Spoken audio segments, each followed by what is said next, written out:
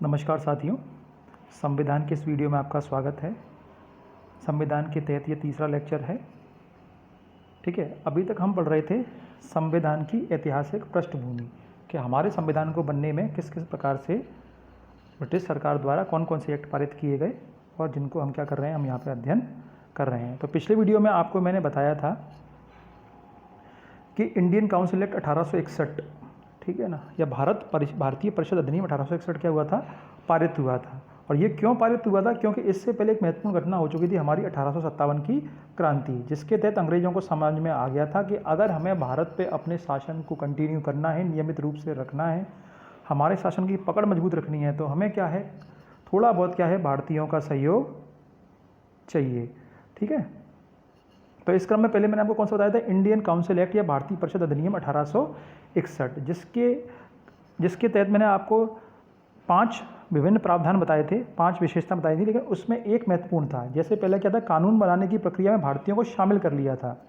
ठीक है, तो उसमें क्या किया था इन्होंने कि भारतीयों को गैर सरकारी सदस्य के रूप में, यानी वायसराय की जो परिषद थी उसको क्या कर दिया, विस्तार कर दिया, और उसमें गैर सरकारी सदस्यों के रूप में भारतीयों को क्या कर दी थी, एंट्री दे दी थी। तो कौन थे वो 3? एक हमारे, एक तो पहले थे बनारस के राजा, दूसरे थे पटियाला के महाराजा, और तीसरे थे हमारे सर दिनकर राव। समझ गए आपको, ये क्या थे, गैर सरकारी सदस्यों के रूप में इनको लिया गया था।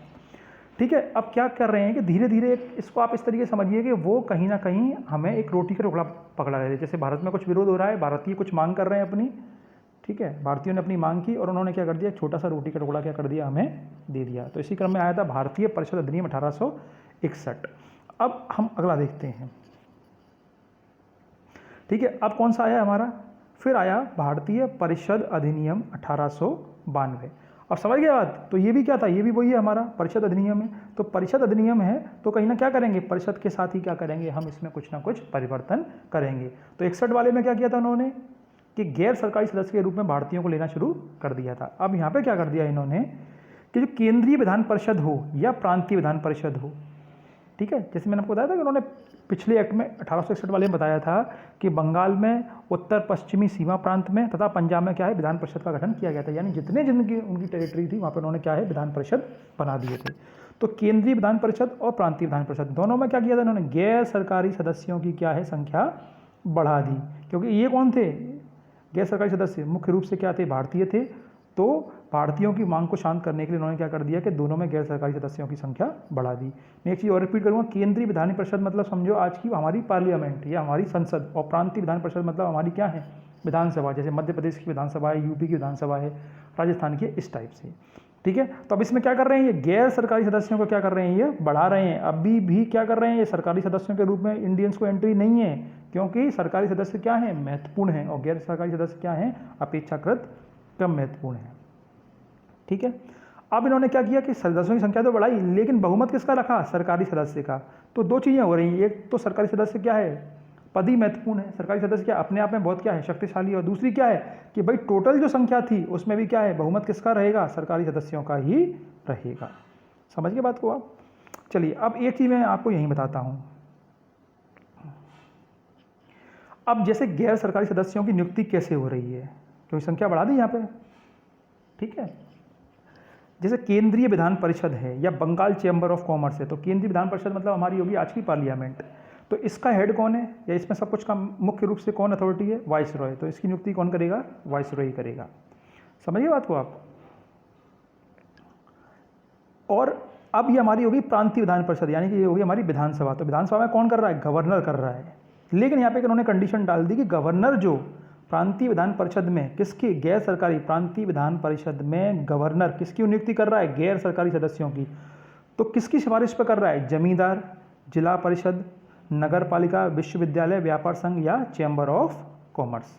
समझ गए आपको? यानी कि प्रांतीय विधान परिषद में गवर्नर किसकी नियुक्ति कर रहा है, गैर सरकारी सदस्यों की। लेकिन किसकी सिफारिश पे सिफारिश चल रही है यहाँ पे, जमींदार की, जिला परिषद की, नगर पालिका की, विश्वविद्यालय की, व्यापार संघ की और चैम्बर ऑफ कॉमर्स की। तो आप देख रहे हैं कहीं ना कहीं यहाँ पे क्या है, एक इनडायरेक्ट चुनाव या अप्रत्यक्ष चुनाव क्या है, कहीं ना कहीं हमें देखने को मिल रहा है। तो यहाँ से हम क्या देख सकते हैं कि इस एक्ट में थोड़ा बहुत हमें क्या है, अप्रत्यक्ष चुनाव का क्या है, समीकरण देखने को मिलता है। ठीक है साथियों, तो भारतीय परिषद अधिनियम का एक पहला पॉइंट आपको समझ में आ गया। और दूसरा बहुत महत्वपूर्ण पॉइंट ये था कि कुछ इन्होंने क्या कर दिया कि बजट पर बहस, बजट मतलब क्या है, हमारी आय और व्यय, तो बजट पर क्या है कि जो भी हमारे सदस्य थे परिषद के, चाहे वो केंद्रीय विधान परिषद हो या हमारी प्रांतीय विधान परिषद हो, उसमें क्या बजट पर बहस करने के लिए पहली बार क्या है छूट दे दी। आज भी आप देखते हैं कि जब भी हमारा बजट पास होता है तो बजट पर क्या करते हैं, बहस होती है, तो बजट पर बहस की क्या कर दी इन्होंने, कुछ थोड़ी बहुत इनको शक्ति दे दी। दूसरा क्या है, कार्यपालिका या कार्यकारिणी से, कार्यपालिका या कार्यकारिणी से क्या है कि ये भी हमारे सदस्य जो हैं हमारे विधान परिषद के, वो क्या है प्रश्न पूछ सकते थे। समझ गए। आज भी हमारा जब बजट पास होता है तो मेंबर ऑफ पार्लियामेंट या member of state legislative assembly किससे प्रश्न पूछते हैं, गवर्नमेंट से। गवर्नमेंट में कौन होता है, हमारे कैबिनेट या काउंसिल ऑफ मिनिस्टर। तो संबंधित मंत्री जो हैं, मंत्रिमंडल है हमारा, वो क्या थी उस समय की कार्यपालिका या कार्यकारिणी थी। और ये कार्यकारिणी किसी की भी हो सकती है, गवर्नर की भी हो सकती है या वाइसरॉय की भी हो सकती है। समझ गए बात में, ठीक है। तो धीरे धीरे क्या है, कुछ ना कुछ क्या है, भारतीयों को अधिकार ज़्यादा मिलते जा रहे हैं। जैसे पहले क्या था, इन्होंने कि 3 लोगों को गैर सरकारी सदस्य के रूप में लिया था 1861 में, लेकिन अब क्या कर दिया, गैर सरकारी सदस्यों की संख्या बढ़ा दी, लेकिन बहुमत किसका था, सरकारी सदस्य का ही था। तो छूट तो ये मिली, लेकिन पकड़ क्या इन्होंने अपनी ही रखी, ठीक है। अब केंद्रीय विधान परिषद में या बंगाल चैम्बर ऑफ कॉमर्स में वाइसराय कर रहा है, लेकिन प्रांतीय विधान परिषद में क्या है, जमींदार वगैरह जो भी थे, जमींदार, जिला परिषद, नगर पालिका, इनको थोड़ी बहुत छूट दे दी कि भाई ये सिफारिश करेंगे, उन्हीं की नियुक्ति होगी। चलिए, अब ऐसे ही हमारा परिषद अधिनियम के तहत, भारतीय परिषद अधिनियम के तहत कौन सा आया था, 1909 में आया था। अब नामी परिषद है तो कहीं ना कहीं क्या करेंगे, परिषद के अंतर्गत कुछ ना कुछ बदलाव करेंगे, ठीक है। इसको हम क्या बोलते हैं, मोर्ले मिंटो सुधार भी बोलते हैं। मोर्ले मिंटो सुधार क्यों बोलते हैं, लॉर्ड मोर्ले जो था वो भारत के राज्य सचिव थे, स्टेट सेक्रेटरी, जो मैंने आपको बताया था, जो किससे आए थे, कौन से एक्ट से आए थे, ये भारत शासन अधिनियम 1858 के तहत आए थे। और लॉर्ड मिंटो जो थे वो क्या थे, उस समय भारत के वाइसरॉय थे। चलिए अब देखते हैं,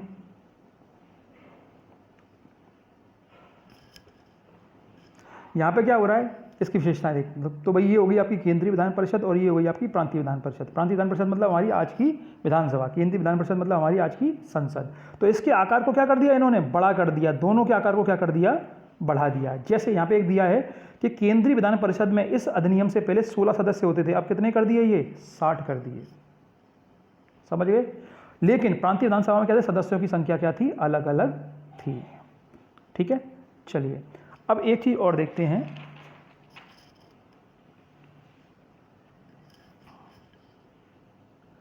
कि 1892 में आकार तो बढ़ाया था, सदस्यों की संख्या की थी, क्या की थी इन्होंने, बढ़ाई थी, लेकिन बहुमत किसका था, दोनों में ही, चाहे प्रांतीय हो चाहे केंद्रीय हो, प्रांतीय हो चाहे केंद्रीय हो, बहुमत था सरकारी सदस्यों का। लेकिन यहाँ पे इन्होंने एक छूट और दे दी, यहाँ पे छूट ये दे दी कि भाई ठीक है, दोनों के आकार बड़े कर दिए, केंद्रीय विधान परिषद की भी और प्रांतीय विधान परिषद की, ठीक है। इसकी संख्या 16 से 60 हो गई, इसकी अलग अलग थी, लेकिन यहाँ पे बहुमत किसका रहेगा, सरकारी का ही रहेगा। पहले भी सरकारी का था, अब भी है, लेकिन इधर क्या है, इन्होंने थोड़ी सी छूट दे दी कि भाई प्रांतीय विधान परिषद में गैर सरकारी सदस्यों की संख्या क्या कर देंगे, हम बढ़ा देंगे, यानी कि बहुमत किसका होगा, गैर सरकारी सदस्यों का होगा। तो ये क्या था कि इंडिया को बहुत बड़ा अचीवमेंट था और इससे लाभ मिला। समझ गए बात को, ठीक। अब इससे पिछले वाले मैंने आपको बताया था कि क्या करते थे भाई, जो सदस्य थे परिषद के वो क्या करते थे, बजट पे प्रश्न पूछते थे, या फिर क्या करेंगे, कार्यकारिणी से क्या करेंगे, कार्यकारिणी से भी प्रश्न पूछेंगे या बजट पे बहस करेंगे। यहाँ पे क्या है, उस चीज़ को भी थोड़ा सा बढ़ा दिया। जैसे बजट पे क्या कर सकते हैं हम, संकल्प पारित कर सकते हैं, अनुपूरक प्रश्न पूछ सकते हैं, या फिर सार्वजनिक हित के विषयों पर क्या ला सकते हैं, प्रस्ताव ला सकते हैं। और थोड़ा बहुत क्या था, मत देने का अधिकार मिल गया था। समझ गया बात को। तो वहाँ पर क्या है, बजट पर बहस हो रही थी पिछले वाले एक्ट में और कार्यपालिका से प्रश्न पूछ रहे थे, उसी चीज़ को क्या कर दिया, थोड़ा सा इन्होंने बढ़ा दिया, उसी की शक्ति यहाँ क्या बढ़ा दी। जैसे बजट पर क्या कर रहे थे, पहले प्रश्न बहस कर रहे थे, अब संकल्प भी पारित कर सकते हैं। अनुपूरक प्रश्न पूछ सकते हैं, किससे पूछ सकते हैं, मन कार्यकारिणी से, या फिर सार्वजनिक हित के जो प्रस्ताव हैं, विषय हैं, उन पर क्या ले आएंगे हम, प्रस्ताव ले आएंगे। और कुछ क्या था, मत देने का अधिकार मिल गया था। समझ गए बात को आप, दो चीज़ें हो गई, ठीक है। यहाँ से बहुत मतलब महत्वपूर्ण लाभ मिले थे अपन लोगों को। तीसरा क्या था, वायसराय की कार्यपालिका परिषद। अब कार्यपालिका परिषद को समझो आज की कैबिनेट या मंत्रिमंडल, ठीक है। तो जैसे उस समय क्या थे हमारे वायसराय, आज क्या है हमारे प्रधानमंत्री जी, और प्रधानमंत्री की क्या है हमारी मंत्रिमंडल या मंत्री परिषद है। तो मंत्रिमंडल में क्या है, अलग अलग मंत्री हैं, जैसे हमारे रक्षा मंत्री हो गए, गृह मंत्री हो गए, ठीक है, विदेश मंत्री हो गए। समझे बात को। तो वायसराय कौन हो गया, पीएम, और कार्यपालिका परिषद कौन हो गई, हमारी कैबिनेट, ठीक है। तो पहली बार इस एक्ट से हमें किस में एंट्री मिली थी, कैबिनेट में एंट्री मिली थी। किसको, भारतीय को, पहले प्रथम भारतीय को। बात समझो, अभी तक क्या कर रहे थे, जैसे अभी तक सिर्फ परिषद के अंदर एंट्री दे रहे हैं। परिषद के अंदर क्या है, भारतीय जा रहे हैं। परिषद मतलब आज की हमारी पार्लियामेंट या फिर हमारी क्या है, विधानसभा।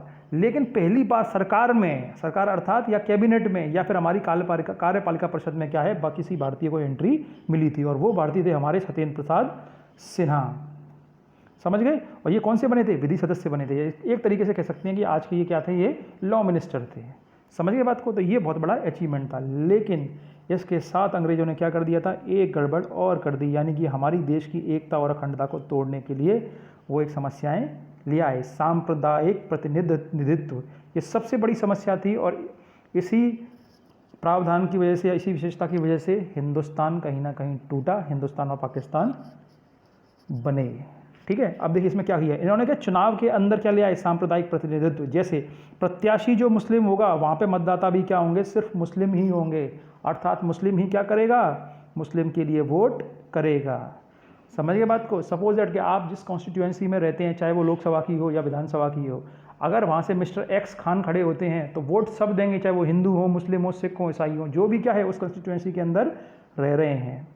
ठीक है। या फिर माना कि मिस्टर एक्स शर्मा खड़े हो गए तो उनको भी क्या है, हिंदू मुस्लिम क्या है सब वोट देंगे। लेकिन इन्होंने क्या कर दिया, उल्टा कर दिया कि खड़े भी होंगे कौन इसी क्षेत्र से, मिस्टर खान साहब, और वोट भी कौन देंगे उनको, मुस्लिम लोग ही। तो ये क्या था, देश की एकता और अखंडता पे बहुत बड़ा क्या था, आघात था। अब आप समझे कि ऐसा क्यों हुआ। ऐसा इसलिए हुआ था कि 1857 की क्रांति में हिंदू मुस्लिम एकता देखने को मिली थी। तो 57 की क्रांति के बाद उनको ऐसा लगा कि चलो ठीक है, मुस्लिम जो हैं वो लॉयल नहीं है और उनको क्या कर देते हैं, साइड लाइन कर देते हैं। लेकिन जब 1885 में हमारी कांग्रेस बनी तो उनको महसूस हुआ कि भाई देखिए हिंदू और मुसलमान क्या है, साथ साथ आ रहे हैं, तो कहीं ना कहीं हिंदू और मुसलमान की एकता को तोड़ना है। तो तोड़ने के लिए वो क्या ले आए, सांप्रदायिक प्रतिनिधित्व का प्रावधान ले आए। इसीलिए लॉर्ड मिंटो को सांप्रदायिकता का क्या बोलते हैं, या सांप्रदायिक निर्वाचन का जनक कहा जाता है। समझ गए साथियों। आई होप कि आपको मेरा वीडियो अच्छा लगा हुआ। मैंने छोटा ही बनाया है, इसमें सिर्फ 2 ही एक्ट दिखाए हैं आपको। इसको आप अच्छे से समझें, क्योंकि यहाँ पे हमारे क्या है, परिषद अधिनियम खत्म हो रहे हैं। अगले एक्ट में क्या देखेंगे हम, भारत शासन अधिनियम 1919 तथा भारत शासन अधिनियम 1935। Thank you so much, good bye. इससे संबंधित प्रश्न मैं आपको इसी वीडियो में या अगली वीडियो में दूंगा। आप उन क्वेश्चंस की प्रैक्टिस कीजिएगा। आपको कोई भी डाउट है तो आप हमारे टेलीग्राम चैनल पर पूछ सकते हैं। Thank you, good bye, take care.